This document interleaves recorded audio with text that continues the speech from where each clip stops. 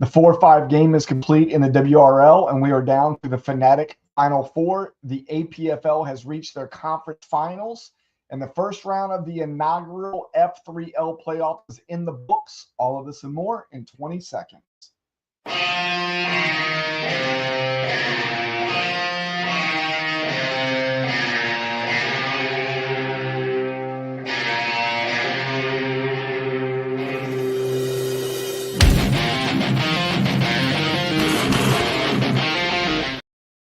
Hey, fellow Fanatics, welcome to the Fanatically Real broadcast, sponsored by Sport Management Solutions, your one-stop shop for all your athletic communication needs. I see we have 2 people on. We did have 4. I'm not sure where everybody else went. If you're out there right now, oh, there's 4 again. If you're out there, please say hello so we can say hey back. Quick show for you tonight. Hopefully, we've got a few games to talk about as we're getting closer and closer to the end of the seasons, and we have hit the playoffs in all of our formats now. So these shows will probably just getting shorter and shorter until we get to the end of the season. I've got 3 comments out there real quick. Let's see who's out there. Hanley's out there. What's going on, Hanley? How you doing? And then Bruce is out there with us as well. Bruce, what's going on, brother? I know why you're here, because we get to talk to you right at the top of the show. So we only ended up having 1 game this week in the WRL. It just happens to be the 4-5 game that we had.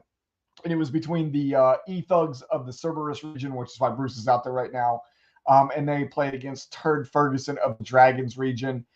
E-Thugs took home the win.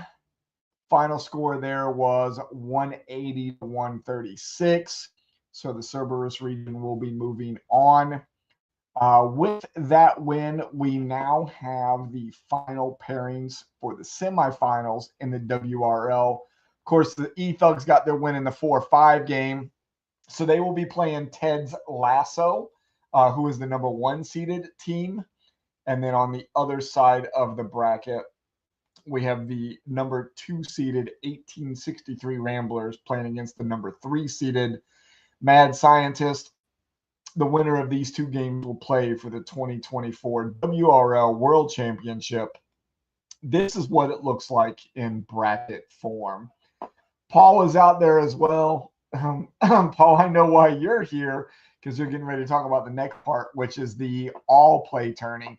So for those of you who don't know what that is, let me pull my face back in here for just a second. So the all-play tourney is for the 29 out of the 34 teams that were above 500 that are were not the final 5 that went into the Fanatic Final 5 for the WRL World Championship. Those 29 teams are playing against each other over a 3-week span in which they are ranked from first to worst by score and then given an all-play record. In this case, since this was week 1 of the tournament, we had 29 teams. If you were the highest scoring team of the week, you ended up being 28-0. If you were the lowest scoring team, you were 0-28, some kind of combination in between there.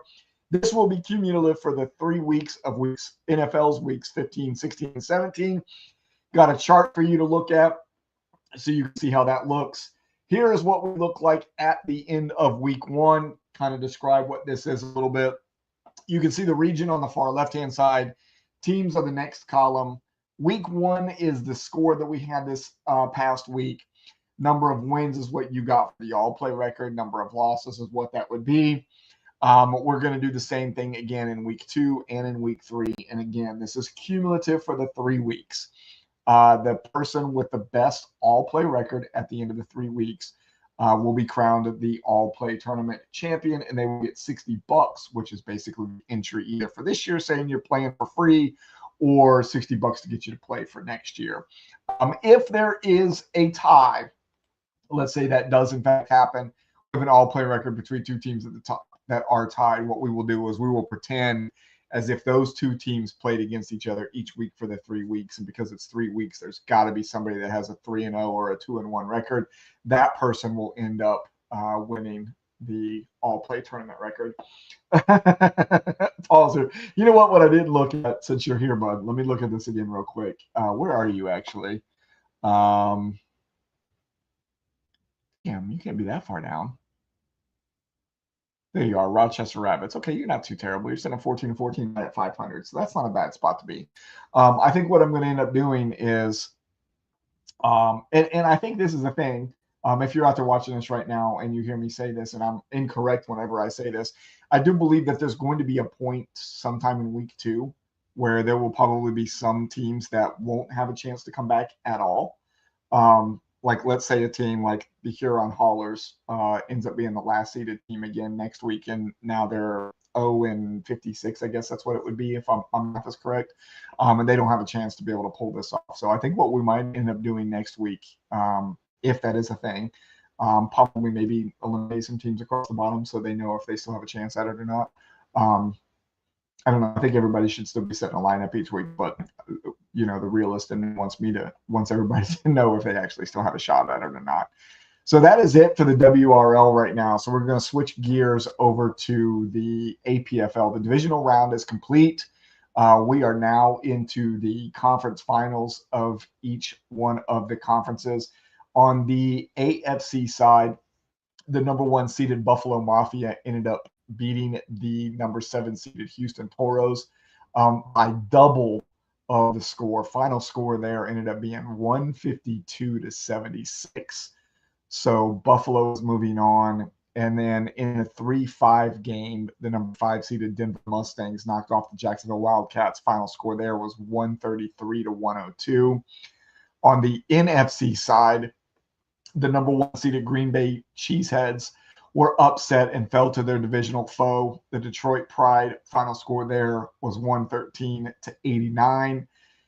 This means we will have an all NFC North NFC Championship game after the Chicago Monsters end up beating the San Francisco Miners 154-112.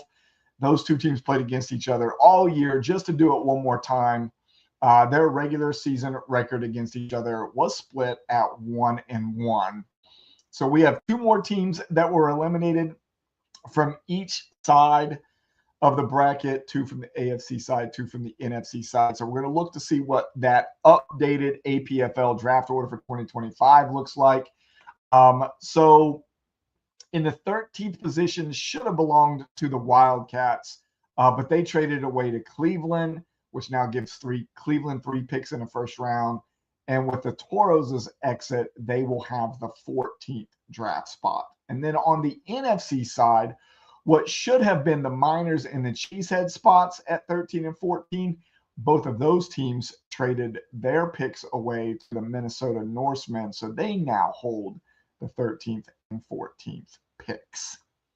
That is all I have for you for the APFL. And we are going to move over to the F3L and show them some love, because I feel like they just haven't got enough of it this year. So the first round of the inaugural F3L playoffs is in the books.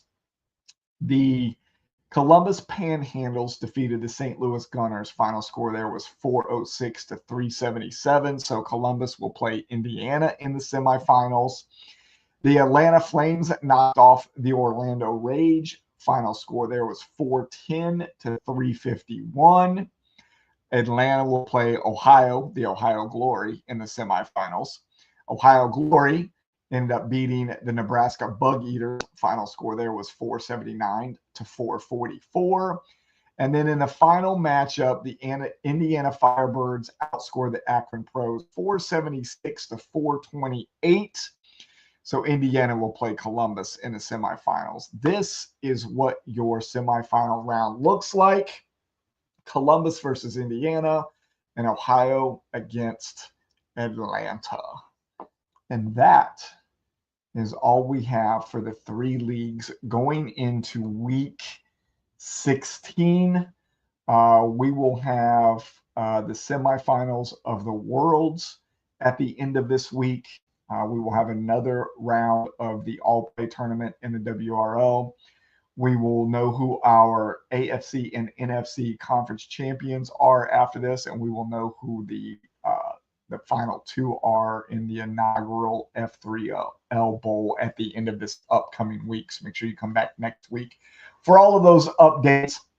Now what we are going to talk about is the NFL Week 16, because we do have some odd games that are prime time, I guess, for this week. Nothing crazy like we had with the 2 Monday night games last week. But we will have a normal Thursday night football game tomorrow night. Denver at LA Chargers. LA Chargers favored by 3 right now, but I feel like that is just like a normal home field advantage type thing. And Denver's been playing really, really well lately. I am going to pick Denver for Thursday night. Throwing the hat on. I actually wore the hat today too. Kind of odd that I had it on today while I was at work. So Denver tomorrow night against the Chargers. Saturday. Let me stop on that. Saturday. We have 2 games, one at 1 o'clock and one at 4:30. The 1 o'clock game has Houston at Kansas City. I did not look, promised myself that I was going to look again before the broadcast. If any of you are out there with the really quick thumbs, check out the spread for the Houston at Kansas City game. When I pulled those numbers yesterday, probably somewhere between like noon and 2 o'clock East Coast time, Houston was favored by 1, which really, really surprised me. I have a funny feeling that probably went the other direction since that time yesterday, but I did not get a chance to look. So if you're out there and you got the fast thumbs and you go look for me real quick, let me know, leave me a message. The second game on Saturday, it's Pittsburgh at Baltimore. Baltimore favored by 6.5. I could actually see that. Bruce says it's 3. So is that Houston favored by 3 or Kansas City by 3? The Pittsburgh and Baltimore game should be just a absolute great game. I'm surprised the Baltimore is actually favored by 6.5. I'm actually looking very much forward to watching that game on Saturday. And then for Sunday night football, we got Tampa Bay at Dallas. Tampa Bay favored by Kansas City by 3. I kind of figured that was going to swing the other way. When I saw that Houston was favored by 1 yesterday, I was completely shocked by that. And I would probably take Kansas City -3 all day on that as well. Tampa Bay at Dallas, that's a Sunday night football game. Tampa Bay favored by 4. I would take Tampa Bay all day and minus the points on that one. And then Monday night football, we have the Saints at Green Bay. Green Bay favored by 13.5 right now. I would probably take New Orleans plus the points on that one if I was a betting man. Yeah, it is weird that we're at that. And, you know, the other thing that I know that I saw on Discord were complaining about the shift of one of the games. Atlanta's going into a slot that they weren't supposed to be in at one point. So, yeah, check that one for me too, Bruce, if you can. Yeah, as of yesterday, Green Bay was favored by 13.5. So check that one for me and see what it's at right now too, because that one really surprised me. That NFL doesn't usually have a spread that much. I'm thinking Saints fans out there got to feel like Jets fans right now. But yeah, that's a pretty big spread too. And then, of course, we're this late in the season. I just want to throw it out there anyways. No buys this week, no buys for the rest of the season, but I'm going to continue putting it out there. Pretty quick show tonight. We're sitting just a little over 13 minutes right now. I'm going to wait for Bruce to come up on me and let me know what the spread is for that Saints Green Bay game. But we will be back next week on the 18th. Today's the 18th. I never changed the date on it. Add 7/25th. Is that Christmas Day? Christmas Day next week? That can't be right. I got to look at a calendar myself. Man, it moved up. It's 14.5 now. Ouch. Yeah, and I agree with you, Henley. At some point, I feel like the NFL does do that too. They kind of get away from a Thursday night game and kind of go more Saturday, Sunday for the weekends, especially as we're getting closer to the end of the season, definitely during playoff time, right? But yeah, that's crazy, 14.5 now. So now I got to look at the calendar and even think about that. Christmas is next Wednesday. So that being said, the show will either be done Christmas Eve, 24th, or 26th on Thursday. I'm not sure which one. I will not do a show on Christmas. I want to make sure that I respect everybody and their family time. So expect an announcement to come out on the 24th or the 26th. I don't know what the majority of people's work schedule looks like for the 26th. I'd probably lean more that way of doing it on that day. Probably a little bit earlier in the evening, though. That way we could roll into Thursday night football as we're going to be watching. Let's see, this Thursday, tomorrow is Denver and the Chargers. I don't know who plays next Thursday.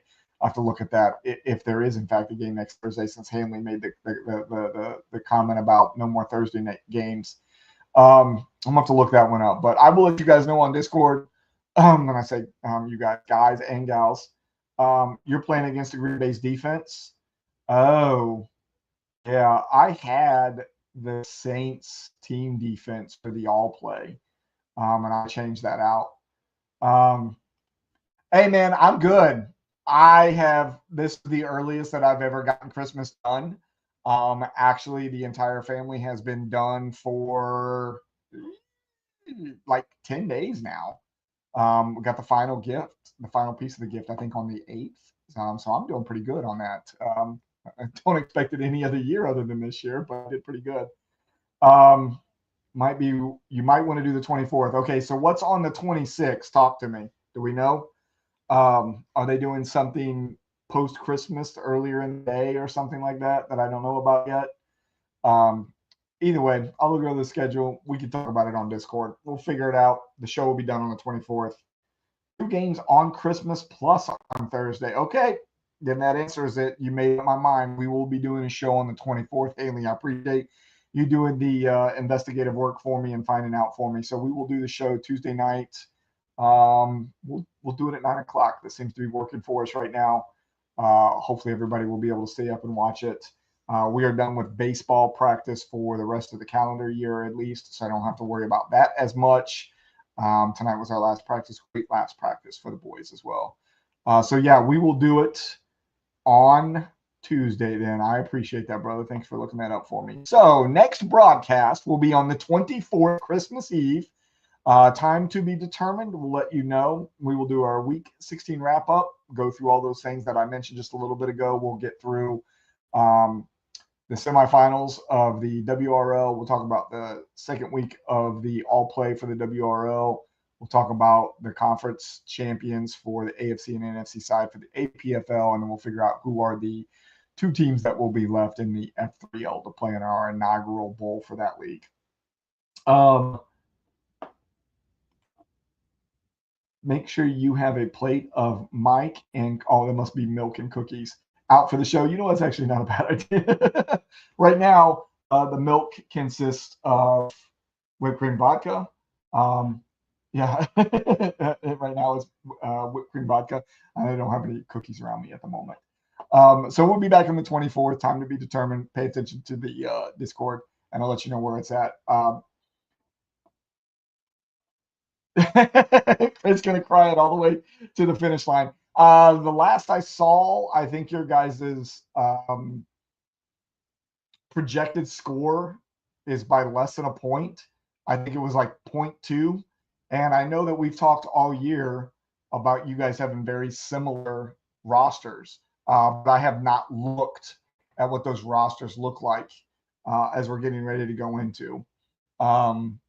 So I'm going to have to take a peek at that. But good luck to everybody who are still fighting to get into their bowl games and into the final rounds. Good luck to you all. Got to thank our sponsors real quick for getting out of here before we get out of here. SMS Sport Management Solutions, to Nature Coast Apparel, to the Recast. Thanks again always to Brandon Gums for helping with the website. If you haven't been off the website in a while, go give it a look. Do me a favor. Go up under the section that says fantasy, do the drop down there and go under the next 32. Look at that for me. Give me some thoughts and ideas on that. And we will be back on Christmas Eve next Tuesday for you all for a show.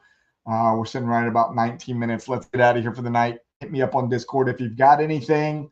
I will be publishing that graphic that you saw just a little bit ago on the APFL's first round draft order. Somebody was asking for it. I want to present it on the show first. I will now put it over on Discord. You all have a great night, and we will see you next Tuesday. Talk to you later.